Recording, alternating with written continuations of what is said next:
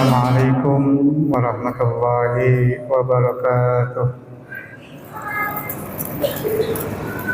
Alhamdulillah, alhamdulillahilladzi anzala as-sakinata fi qulubil mu'minin liyazdadu imanan ma'a imanihim. Asyhadu an la ilaha illallah wahdahu la syarika lah wa asyhadu anna Muhammadan abduhu wa rasuluhu la nabiyya ba'dah. Allahumma salli wa sallim wa barik ala nabiyyina Muhammadin wa ala alihi wa sahbihi wa junudihi wa man tabi'ahum bi ihsanin ila yaumiddin. Amma ba'du, jamaah sekalian yang dirahmati oleh Allah, untuk menambah keberkahan pertemuan kita, mari kita awali dengan membaca Ummul Quran Al-Fatihah.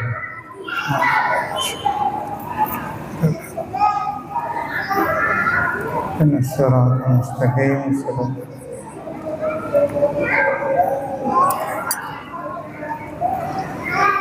Jamaah sekalian, kita sekarang berada di penghujung tahun 2023 karena mau menggunakan peredaran matahari, mau menggunakan peredaran bulan. Dua-duanya merupakan ayatani min ayatillah. Inna syamsa wal qamar ayatani min ayatillah. Sesungguhnya matahari,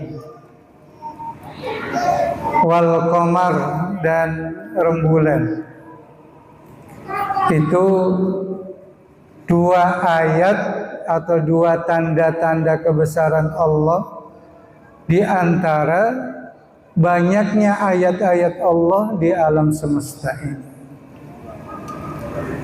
Dan Islam memanfaatkan itu semua. Putaran matahari dimanfaatkan dalam Islam. Putaran rembulan juga dimanfaatkan dalam Islam. Contoh, menentukan waktu sholat. Menentukan waktu sholat yang digunakan adalah peredaran matahari. Mulai terbit subuh misalnya, terbit fajar sampai terbit matahari. Zuhur ketika matahari tergelincir sedikit sampai batas antara bayangan kita dengan bayangan sesungguhnya sama. Asar antara bayangan lebih panjang sedikit sampai terbenam matahari. Artinya putaran matahari tetap dipakai dalam ibadah ajaran Islam, yaitu sholat. Putaran bulan juga dipakai menentukan hilal, awal Ramadan, awal Syawal, awal Zulhijjah, karena untuk menentukan wukuf itu yang digunakan adalah putaran rembulan. Yang terpenting jamaah sekalian yang dirahmati oleh Allah, seluruh episode kehidupan kita yang sekarang kita lalui, yang sekarang kita lewati, idealnya menambahkan keimanan kita kepada Allah Subhanahu wa Ta'ala. Makanya ada satu ayat yang mempertanyakan orang ketika dia ingkar kepada Allah, padahal Allah mengingatkan terkait episode kehidupan kita. Wa kaifa takfuruna billahi wa kuntum amwatan fa ahyakum summa yumitukum summa yuhyikum summa ilaihi turja'un. Kata Allah, bagaimana mungkin kalian ingkar kepada Allah? Bagaimana mungkin? Wa kuntum amwatan, padahal dulu kalian mati. Kita berada di alam ruh, dulu kita mati. Fa'ahyakum, kemudian Allah menghidupkan kita. Inilah episode yang sekarang kita sedang jalani. Setelah itu apa? Summa yumitukum, nanti sebentar lagi Rasulullah sallallahu alaihi wasallam menggambarkan baina sittin wa sab'in. Umur umatku antara 60 sampai 70 tahun. Kita akan yumitukum. Kita akan dimatikan oleh Allah Subhanahu wa taala. Dan disitulah kita akan melalui episode berikutnya. Makanya Rasulullah sallallahu alaihi wasallam bersabda, al-mautu babun. Kematian itu pintu gerbang. Ya. Gerbang pertama tentu saja kita akan masuk ke dalam satu alam yang namanya alam barzah atau alam kubur. Setelah alam kubur datang yang disebut dengan yaumus sa'ah, hari kehancuran. Setelah itu yaumul qiyamah, hari dibangkitkan. Kemudian kita digeser ke padang mahsyar, masuk ke yaumul mizan, yaumul hisab, hari pertimbangan, hari perhitungan, dan disitulah kemudian kita ditentukan nasib kita, apakah kita masuk surga atau naudzubillah masuk neraka. Kira-kira dari episode kematian, alam barzah, hari kiamat, hari perhitungan, hari ditentukan surga atau neraka, fase yang mana yang paling kita takuti? Episode yang mana yang paling kita khawatirkan? Kira-kira di sebelah mana?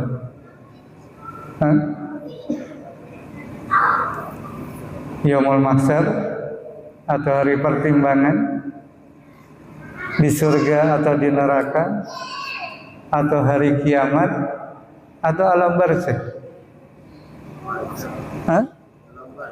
Alam barzah. Kenapa, Pak? Oh, otomatis ya. Ada lagi? Kenapa alam barzah? Ada yang lain jawabannya? Barzah berarti siksa, berarti di sana ya tersiksa. Oke nih. Kan di situ kemudian ada doa ampunan. Di alam barzah. Makanya dalam satu riwayat disebutkan ketika ada seseorang siksanya semakin lama semakin ringan, dia matur ke Allah, ya Allah ini kenapa? Maka Allah mengatakan itu doa anak-anakmu yang saleh.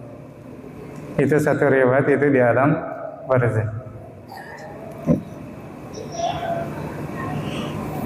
Ada nggak yang punya jawaban lain? Masa? Kenapa?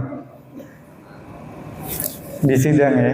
Masya Allah. Di sidang. Baik. Seorang sahabat pernah ditanya, ya, Kalau tidak salah Utsman bin Affan radhiyallahu anhu. Dari seluruh episode kehidupan yang akan kita lewati, ba'da summa yumitukum, kemudian summa yuhyikum, pada fase mana yang paling menakutkan, paling mengkhawatirkan?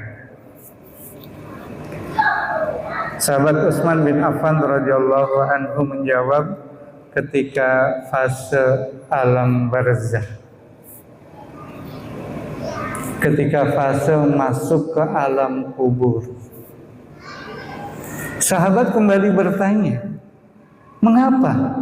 Bayangkan, selevel Utsman bin Affan radhiyallahu anhu begitu cemas, begitu khawatir terhadap alam barzakh. Apa jawab beliau ketika ditanya, kenapa bukan padang mahsyar? Kenapa bukan di surga atau di neraka? Mengapa ketika di alam barzakh? Apa jawab beliau? Karena di alam barzakh kita sendirian. Di padang mahsyar kita rame-rame, makanya ada surat namanya Az-Zumar. Ya kan? Az-Zumar itu kan rombongan, bareng-bareng digiring oleh Allah Subhanahu wa taala. Di padang mahsyar kita bisa bertemu dengan Rasulullah sallallahu alaihi wasallam. Di padang mahsyar kita bisa bertemu dengan orang-orang yang soleh. Tapi di alam barzakh kita sendirian. Tidak ada yang menemani diri kita kecuali amal kita. Itulah mengapa jamaah sekalian yang dirahmati oleh Allah, Rasulullah sallallahu alaihi wasallam mengajarkan kepada kita satu zikir yang dianjurkan dibaca pagi dan petang. Salah satu di antara zikir itu adalah Allahumma inni a'udzubika minal kufri wal faqri. Allahumma inni a'udzubika min adzabil qabri. La ilaha illa anta. Senang dibaca habis subuh 3 kali, petang 3 kali. Ya. Doa itu berbunyi, Allahumma ya Allah, inni a'udzubika, sesungguhnya aku berlindung kepadamu, minal kufri wal faqri. Di dunia kita minta kepada Allah agar terhindar dari kekufuran dan kefakiran. Masya Allah. Ini kan luar biasa. Kita tidak ingin kufur dan tidak ingin fakir. Masuk pintu gerbang akhirat, Allahumma inni a'udzubika min adzabil qabri.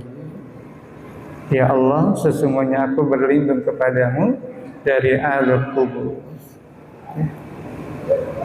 Nah, jamaah sekalian yang dirahmati oleh Allah, tema petang ini adalah bagaimana kita menghindari azab kubur.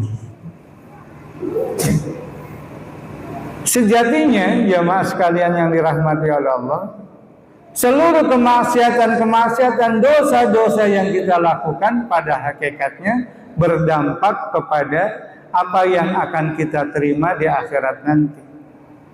Tapi ada beberapa hadis Rasulullah sallallahu alaihi wasallam yang menyebutkan secara spesifik amalan-amalan yang mempercepat kita mendapatkan siksa kubur, dan inilah amalan-amalan atau perbuatan-perbuatan yang perlu kita hindari bersama-sama. Dalam satu hadis diriwayatkan oleh Imam Ibnu Qatadah, paling tidak disebutkan ada 3. Di riwayat yang lain ada beberapa, ada 10, ada yang menyebutkan 17.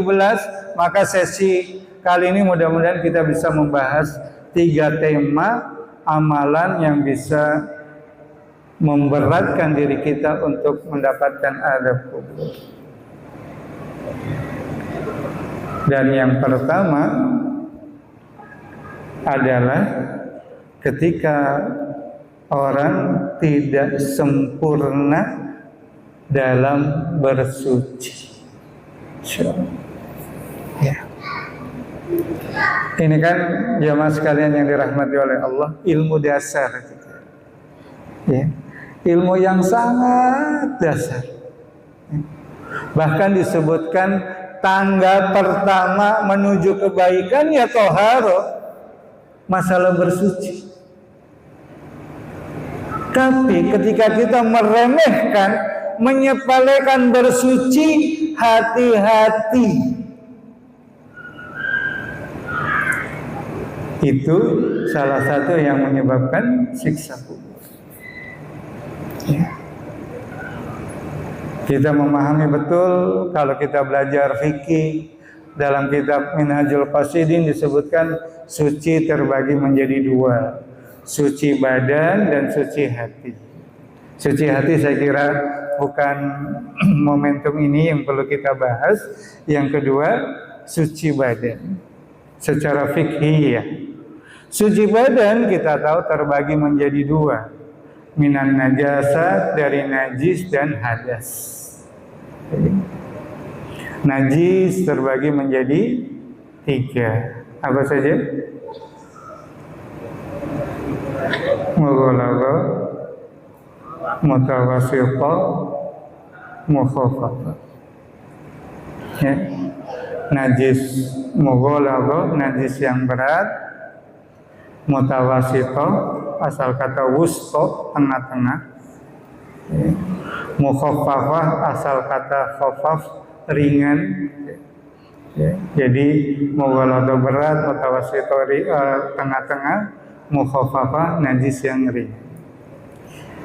Nah, dari jenisnya ada yang disebut dengan hukmiyah wa ainiyah. Ya. Ya. Jadi salah satu syarat untuk menghilangkan najis itu harus hilang ainiyahnya najis. Ainiyah najis itu bau, warna, gitu, rupa, itu namanya ainiyah. Karena ada najis-najis yang disebut najis hukmiyah, sebenarnya itu najis, tapi mungkin karena terlempar oleh angin gitu, nggak kelihatan, misalnya kotoran ayam. Nah, jamaah sekalian yang dirahmati oleh Allah Subhanahu wa taala, ini kita perlu rigid sekali dalam bab masalah tohar. Itu baru jenis najisnya. Sekarang kita perlu juga belajar jenis airnya. Karena air itu kan terbagi menjadi beberapa. Ada air yang suci, mensucikan. Ada air suci tidak mensucikan. Nah, yang ramai itu air yang masuk kategori najis. Ya. Ini gimana? Ini kita belajar satu mazhab saja ya. Ya. Kapan sebuah air disebut air najis? Yang terkadang kita menyepelekan hal itu. Ya. Sehingga dikira kita air itu suci, padahal air itu sudah dikategorikan najis. Ya. Air najis itu kan air yang kadar volumenya kurang dari 1 kula, yang kejatuhan benda-benda najis walaupun tidak merubah sifat air itu. Ya kan? Air jumlahnya sedikit, ya. Jumlah sedikit berarti kurang dari 1 kula, dan kemudian walaupun tidak merubah sifat air itu. Ini yang terkadang kita tidak rigid dalam hal ini. Akan airnya bersih, padahal airnya cuma sedikit. Ini. Nah, bagaimana mungkin jamaah sekalian yang dirahmati oleh Allah, kita bisa izalatun najasat ketika bersuci, Kalau kemudian kita tidak tahu air yang mana yang harus kita gunakan untuk bersuci dan kaifiyah bersuci. Kan dalam kitab Safinah alat suci itu 2, air atau batu. Ya kan, itu satu. Ya. Alat suci itu 2, air atau batu. Itu satu. Yang kedua, wajib 1 kali. Ini bukan mughaladzah ya. Kita bicara mutawasit. Kalau mau hafal kan cukup dicipratkan saja. Ya. Jadi wajibnya 1 kali, sunnahnya 3 kali.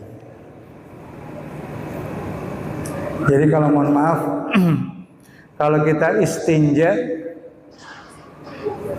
jadi 1, 2, 3, gitu ya, begitu ya.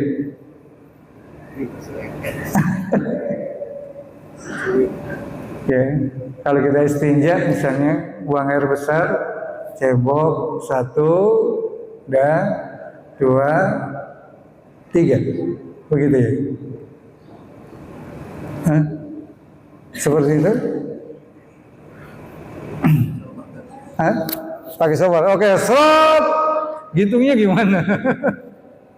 Ya. Jadi dalam kaidah fikih disebut 1 kali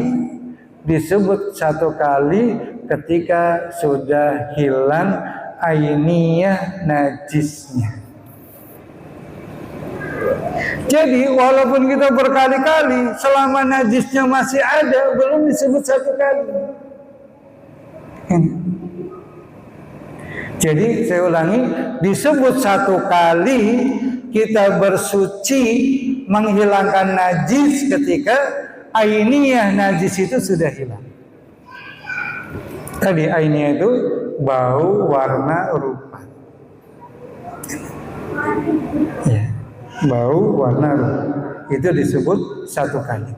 Baru kemudian kalau kita sudah yakin ainiyah najis itu hilang, kita tambahkan 2 kali untuk mendapatkan sunnah.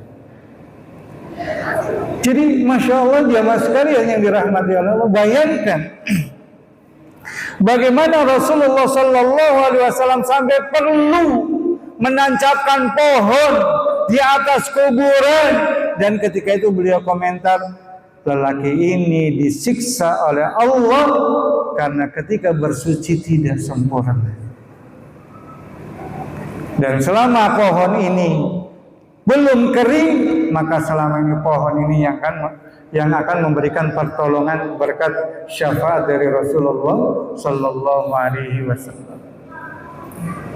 Jadi ini sesuatu yang mungkin sederhana, tetapi mungkin perlu kita internalisasi lagi, karena sekali lagi jamaah sekalian yang dirahmati oleh Allah, disitulah letak diterimanya ibadah kita atau tidak. Karena salah satu syarat sahnya ibadah, suci pakaian, suci badan, suci tempat. Makanya termasuk bagaimana cara mencuci baju, bagaimana memisahkan baju yang terkena najis atau tidak terkenanya najis. Ini menjadi sesuatu yang sangat penting. Dan sekali lagi mohon maaf, ini sesuatu yang mulai disepelekan. Padahal jamaah sekalian yang dirahmati oleh Allah, ada satu peristiwa yang menarik, kalau tidak salah di Inggris gitu ya. Di Inggris itu ada petugas laundry itu masuk Islam itu karena membedakan pakaian orang muslim dengan non muslim ya. Jadi sampai niteni seperti itu. Diperhatikan pakaian orang Islam itu aromanya tidak bau dibandingkan non-muslim. Ya. Ketika ditanya, seperti itukah ajaran agamamu? Iya, ini ajaran agama. Karena itu petugas laundry itu masuk Islam. Makanya jamaah sekalian yang dirahmati oleh Allah, yuk mari kita kembali merefresh bab toharoh yang mungkin sudah mulai kita lupakan, yang mungkin sudah mulai kita sepelekan. Karena jamaah sekalian yang dirahmati oleh Allah, Bilal bin Rabah radhiyallahu anhu, terompahnya sudah ada di surga. Terompahnya sudah ada di surga. Itu bukan karena beliau muazzin, bukan. Bilal bin Rabah terompahnya sudah ada di surga, bukan karena beliau ditindihi batu oleh Umayyah bin Khalaf, bukan. Tapi terompahnya Bilal bin Rabah sudah ada di surga karena beliau senantiasa berusaha untuk dalam kondisi bersuci.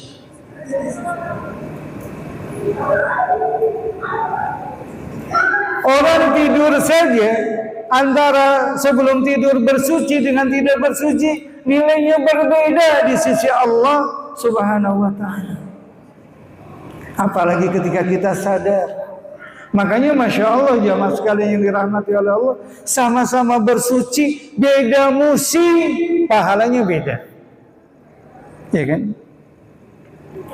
Diriwayatkan orang yang mau berwudu di musim dingin nilainya sama dengan jihad fi sabilillah. Sama-sama bersuci, antara musim panas dengan musim dingin nilainya berbeda di sisi Allah Subhanahu wa ta'ala. Betapa dahsyatnya nilai bersuci. Ya. Makanya jemaah sekalian yang dirahmati oleh Allah, doa ba'da bersuci itu sungguh indah. Allahumma ja'alni minat tawwabina waj'alni minal mutatahhirin. Sebagian lagi ditambah waj'alni min ibadikas sholihin. Asyhadu an la ilaha illallah wahdahu la syarika lah wa asyhadu anna Muhammadan abduhu wa rasuluh. Allahumma ja'alni minat tawwabina waj'alni minal mutatahhirin waj'alni min ibadikas sholihin. Ya. Kenapa? Karena nyambung dengan ayat Allah, innallaha yuhibbut tawwabina wa yuhibbul mutatahhirin.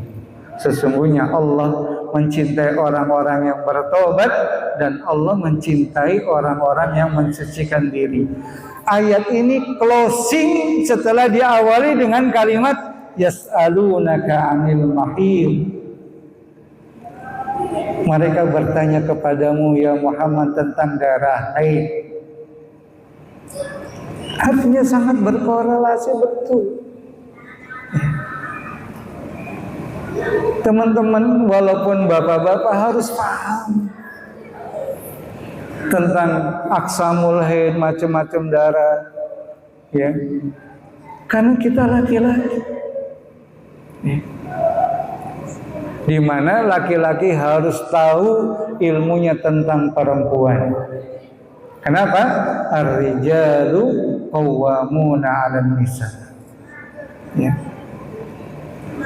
Saya ketika ngaji tentang haid sempat matur ke kiai saya. Pak kiai, saya kan laki-laki, kenapa perlu belajar tentang haid? Ya karena ente laki-laki. Laki-laki harus ngerti ilmu tentang perempuan. Kalau perempuan tidak mesti harus ngerti ilmu laki-laki. Ya. Bayangkan kalau kemudian kita tidak mengerti detail tentang haid, berapa lama yang seharusnya dia sudah sholat ternyata belum sholat karena ketidakfahaman kita. Belum dari sisi psikologis, gitu ya. Betapa banyak ya anak-anak ABG yang dibully karena haid. Ini juga menjadi sesuatu PR. Ya. Makanya bagusnya kira-kira umur berapa anak kita kasih tahu yang perempuan. Mulai umur berapa?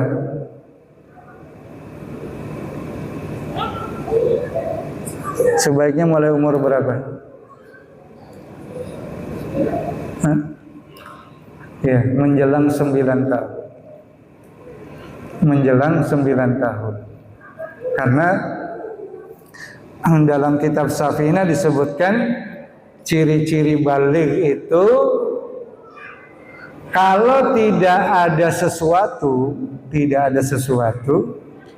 entah mimpi basah atau haid gitu ya. Kalau tidak ada sesuatu, maka ketika anak itu berumur 15 tahun. Ketika tidak ada sesuatu.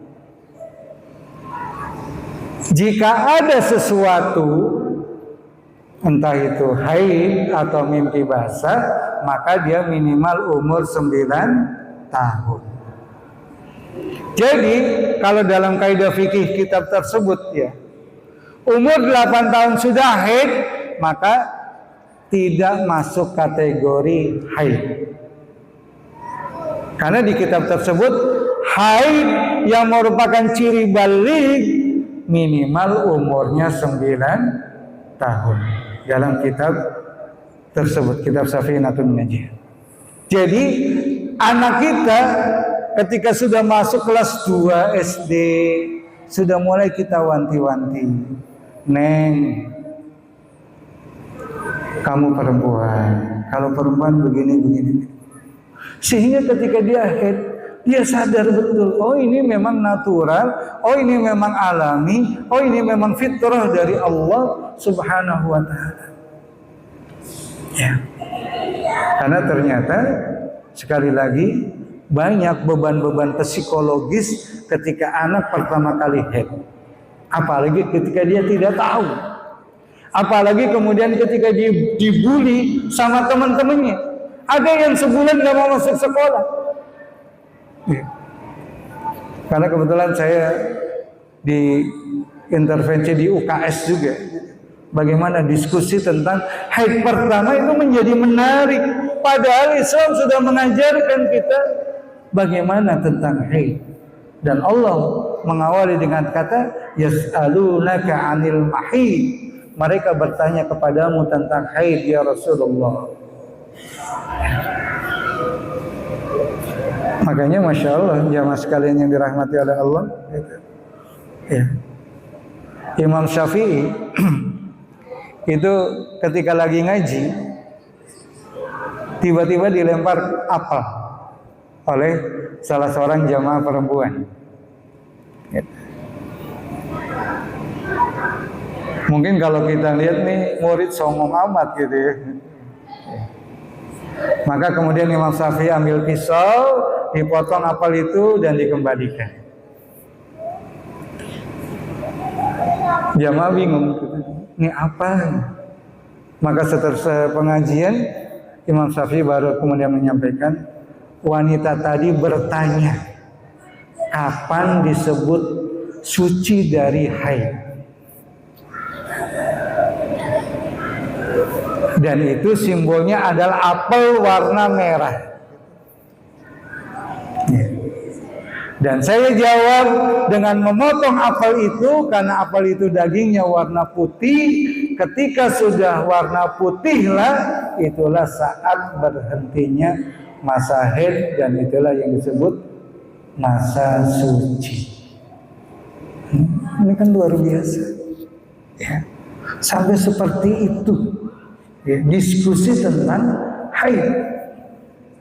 Ulama-ulama kita dahulu sampai seperti itu. Dan sekali lagi jamaah sekalian yang dirahmati oleh Allah, karena kita menyadari betul awwalu ma yuhasabu bihil abdu as-shalah. Yang pertama kali nanti dihisab oleh kita di yaumil qiyamah oleh Allah pada diri kita adalah as-shalah. Dan di mana salah satu syarat penting diterimanya salat adalah suci, maka kita kembali menginternalisasi makna taharah, mulai dari izalatun najasat, mulai macam-macam najis, bagaimana cara mensucikan sampai haid dan segala macam, supaya kita terbebas dari adab kubur. Bersuci kita sempurna, tidak ada lagi noda yang tercerai-berai, sehingga kemudian kita diterima ibadah-ibadah kita di sisi Allah yang berhubungan dengan bersuci. Ini yang pertama. Ya. Jadi Ibnu Qatadah menyebutkan yang menyebabkan cepatnya siksa kubur ketika kita bersuci dan tidak sempurna. Yang kedua, jamaah sekalian yang dirahmati oleh Allah, mungkin sedikit, yaitu kalau tadi hubungannya dengan hablum minallah, maka yang mempercepat terjadinya siksa kubur adalah ketika kita punya problem hablum minannas. Apa itu? Salah satu di kitab tersebut disebutkan adalah dosa ghibah. Dosa ghibah. Apa itu ghibah? Ngomongin orang. Kalau orangnya senang gimana? Menjelekkan orang. Kalau benar gimana? Tetap gimana? Ya. Menjelekkan orang, kalau benar namanya ghibah, kalau salah namanya fitnah. Ya. Menceritakan keburukan orang, kalau benar ghibah. Kalau yang diceritakan salah namanya fitnah. Dan dua-duanya dosa besar yang dianggap sekarang dosa kecil. Ya. Padahal dua-duanya disejajarkan dengan membunuh orang. Menceritakan keburukan orang, bohong, fitnah. Dan Allah mengatakan al-fitnatu asyaddu minal qatl. Fitnah itu lebih dahsyat dari pembunuhan. Ghibah bukan hanya sekedar membunuh, sudah membunuh, bangkainya kita makan. Ya. Artinya ini dosa yang sangat besar. Dosa yang sangat besar. Di satu kitab, berapa menit lagi? Berapa menit lagi? Ya. Di satu kitab dikisahkan di masa Rasulullah itu kalau ada orang yang ghibah itu langsung aroma busuk tercium. Itu saking bersihnya umat Islam jauh dari ghibah. Ya. Pertanyaannya, kok sekarang banyak yang ghibah aroma busuknya tidak tercium? Ya karena kita sudah terbiasa. Makanya ada satu kaidah menyebutkan rutinitas kadang menghilangkan sensitivitas. Ya. Rutinitas kadang menghilangkan sensitivitas. Jangankan aroma busuk gitu. Ya. Orang serius saya, insyaallah. Mungkin kita lanjutkan pekan yang akan datang, insyaallah. Mudah-mudahan yang sedikit ini bermanfaat dan kita mengarungi episode kehidupan supaya terhindar dari siksa kubur. Karena kita berharap kubur itu pintu gerbang kita menuju kebahagiaan yang hakiki, kebahagiaan di jannatul ma'wa. Amin ya rabbal alamin. Subhanakallahumma wa bihamdika asyhadu an la ilaha illa anta astaghfiruka wa atubu ilaik. Assalamualaikum warahmatullahi wabarakatuh.